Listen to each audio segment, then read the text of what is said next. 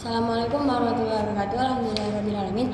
Allahumma sholli ala sayyidina Muhammad wa ala sayyidina Muhammad. Yang terhormat kepada Abi Hanif dan Umida selaku pengasuh pesantren Laror Banifida dan guru-guru MTS Al-Quran Laror Banifida, dan tidak lupa kepada teman-teman saya berbahagia dan orang tua saya di rumah. Halo guys, perkenalkan nama saya Sabrina Fiza Sursabila dari kelas 7 MTS Al-Quran Laror Banifida. Hari ini saya ingin mempresentasikan tentang peta imajinasi saya yang berjudul Charles Darwin. Charles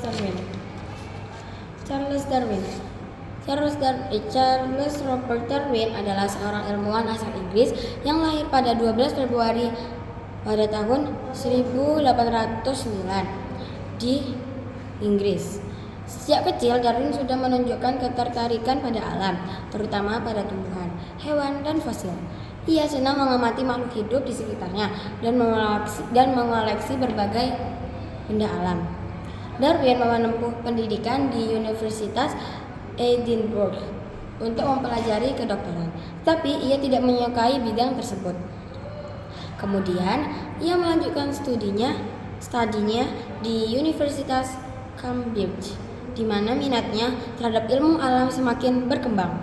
Di sana, Darwin banyak belajar tentang biologi dan geologi. Pada tahun 1931,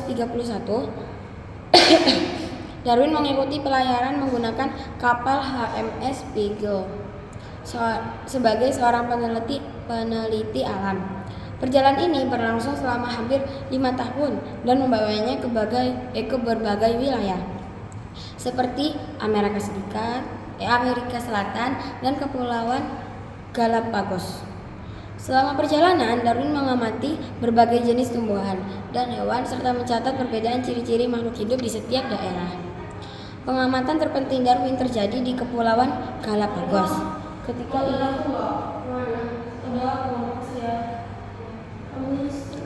Ketika ia melihat perbedaan bentuk paruh burung finch yang disesuaikan dengan jenis makanan dan lingkungan tempat hidupnya.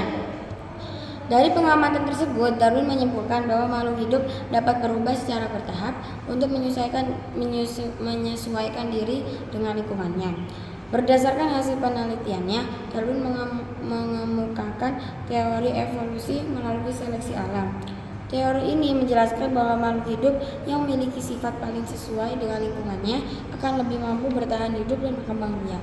Sifat tersebut kemudian diwariskan kepada keturunannya. Pada tahun 1859, Darwin menerbitkan buku berjudul On the Origin of Species.